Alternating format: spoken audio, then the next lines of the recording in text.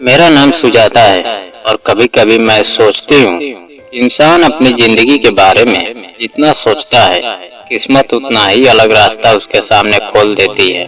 मैंने हमेशा एक साधारण जीवन का सपना देखा था जहाँ सम्मान हो, अपनापन हो और ऐसा साथी मिले जो मुझे समझ सके। जब मेरे माता पिता ने बताया कि एक परिवार मुझे देखने आने वाला है तब मेरे मन में डर भी था और उम्मीद भी। मैं बार बार आईने के सामने जाकर खुद को देखती और सोचती कि पता नहीं सामने वाला मुझे पसंद करेगा या नहीं। जिस दिन विमान अपने परिवार के साथ हमारे घर आए तब मैंने पहली बार उन्हें देखा। उनकी आंखों में अजीब सा सुकून था, जैसे वह मुझे परखने नहीं बल्कि समझने आए हों। जब हमें अकेले बात करने का मौका मिला तब उन्होंने सबसे पहले मुस्कुरा कर कहा कि आप बहुत घबरा रही है ना। उनकी बात सुनकर मेरी घबराहट आधी खत्म हो गई। मैंने भी हंसते हुए कहा कि हाँ, थोड़ी सी। तब उन्होंने जवाब दिया कि मैं भी उतना ही घबरा रहा हूँ। उसी पल मुझे लगा यह इंसान बाकी लोगों से अलग है। उन्होंने मेरे सपनों के बारे में पूछा, मेरी पढ़ाई के बारे में पूछा और कभी यह नहीं पूछा कि मुझे खाना बनाना आता है या नहीं। 2 दिन बाद रिश्ता तय हो गया और धीरे धीरे शादी की तैयारियां शुरू हो गई। शादी के दिन जब मैंने 7 फेरे लिए तब लगा जैसे मेरी जिंदगी को सही साथी मिल गया है। विदाई के समय मैं बहुत रोई, लेकिन कार में बैठते ही विवान ने चुपचाप मुझे पानी दिया और कहा कि आज जितना रोना है रो लो, लेकिन आगे कभी तुम्हें अकेले नहीं रोने दूंगा। उनकी यह बात मेरे दिल में हमेशा के लिए बस गई।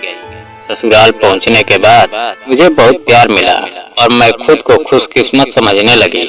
कुछ समय बाद मैंने पहली बार तन्वी का नाम सुना। वह विवान की बचपन की दोस्त थी। बाद में वह घर आई और पहली मुलाकात में ही उसकी मुस्कान मुझे बनावटी लगी।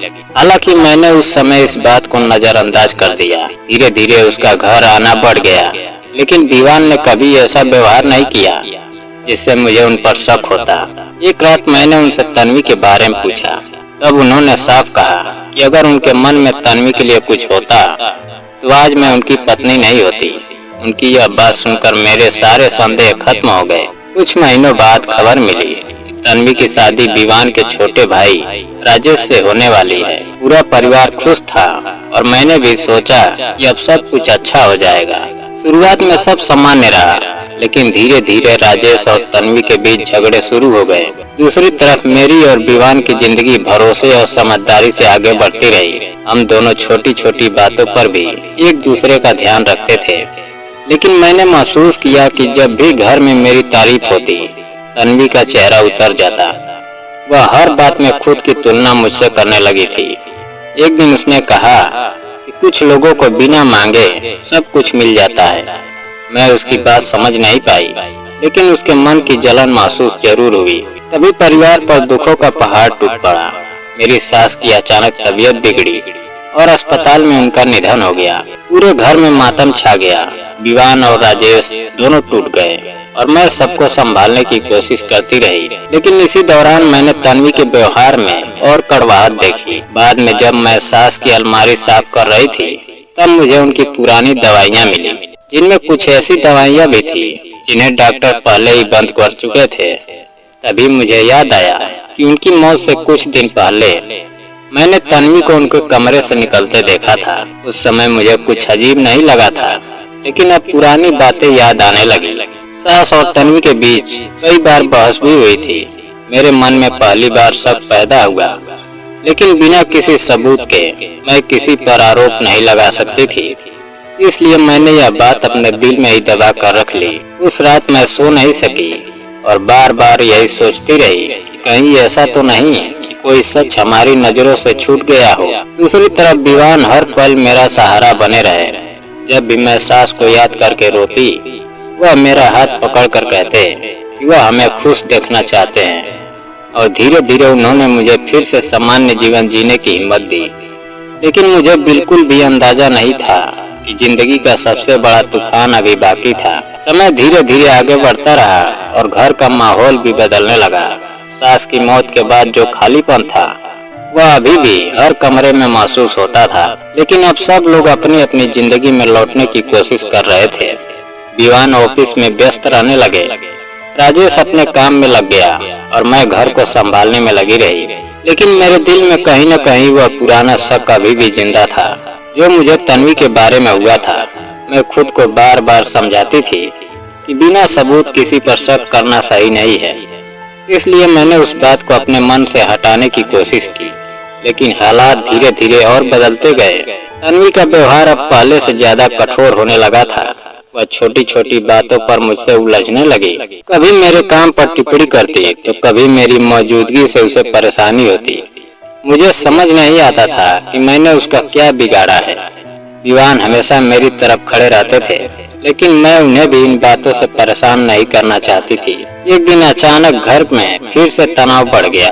राजेश और तन्वी के बीच किसी बात को लेकर बहुत बड़ी बहस हो गई। उनकी आवाज पूरे घर में गूंज रही थी। मैं नीचे पहुंची तो देखा कि दोनों बहुत गुस्से में थे। राजेश कह रहा था कि तुम हर बात में तुलना क्यों करती हो, और तन्वी चिल्ला रही थी कि तुम्हें कभी मेरी फिक्र नहीं रही। उस झगड़े में पहली बार तन्वी ने विवान और मुझे लेकर ताना मारा।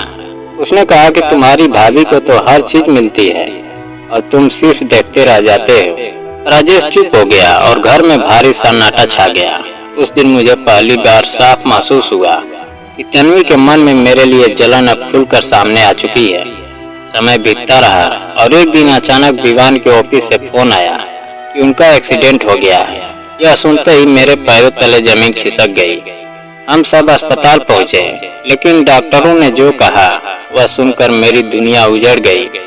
विवान अब इस दुनिया में नहीं रहे। मैं समझ ही नहीं पाई कि यह सब कैसे हो गया। मेरे सामने सब कुछ खत्म हो गया था। जिस इंसान ने मुझे सबसे ज्यादा प्यार और सहारा दिया था वह अब हमेशा के लिए चला गया। अंतिम संस्कार के बाद मैं जैसे जिंदा लाश बन गई थी। दिन रात सिर्फ रोती रहती थी। कुछ समय बाद मेरे माता पिता मुझे अपने घर ले जाना चाहते थे, लेकिन मैंने मना कर दिया क्योंकि मुझे लगता था कि यही घर ही विवान की आखिरी याद है और मैं इसे छोड़ नहीं सकती। लेकिन अब घर में मेरा अकेलापन और बढ़ गया था। धीरे धीरे मुझे महसूस होने लगा कि तन्वी अब मेरी स्थिति का फायदा उठाने लगी है। वह पहले से ज्यादा हावी होने लगी थी। हर बात में मुझे नीचा दिखाने की कोशिश करती थी और मुझे कमजोर महसूस कराती थी। मैं चुपचाप सब सहती रही क्योंकि मेरे पास अब लड़ने की ताकत नहीं बची थी। लेकिन एक दिन मुझे विवान के दस्तावेजों में एक बीमा पॉलिसी मिली जिसमें साफ लिखा था कि किसी अनहोनी की स्थिति में सारा लाभ मेरे नाम होगा। यह देखकर मुझे पहली बार महसूस हुआ कि विवान ने मेरे भविष्य के बारे में भी पहले से सोच रखा था। उस दिन मैंने बहुत देर तक अकेले बैठकर सोचा कि अब मुझे अपनी जिंदगी खुद संभालनी होगी। मैं हमेशा दूसरों के सहारे नहीं रह सकती। कुछ दिनों बाद मैंने फैसला किया कि मैं यह घर छोड़ दूंगी। मैंने अपने माता पिता को बुलाया और उन्हें अपना निर्णय बताया।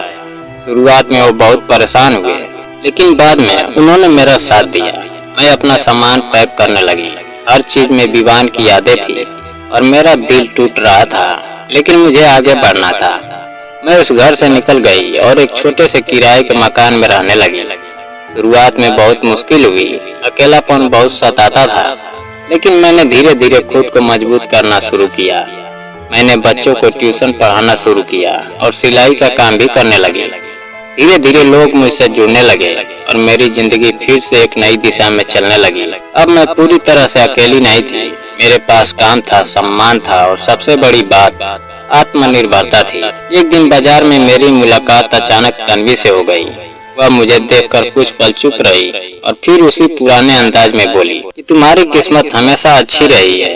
मैंने शांत होकर जवाब दिया कि किस्मत नहीं, मेहनत इंसान को आगे बढ़ाती है। वह कुछ नहीं बोली और वहाँ से चली गई। उस पर मुझे समझ आ गया कि कुछ लोग कभी नहीं बदलते, लेकिन हमें अपने रास्ते खुद बनाने होते हैं। और उस दिन मैंने तय किया कि अब मैं अतीत की कड़वाहट को नहीं बल्कि अपनी नई जिंदगी को आगे लेकर जाऊंगी, क्योंकि विवान हमेशा चाहते थे कि मैं मजबूत रहूं और शायद आज मैं वही बनने की कोशिश कर रही थी। दोस्तों, अगर कहानी पसंद आई हो तो वीडियो को लाइक और चैनल को सब्सक्राइब करना ना भूलें। जय हिंद।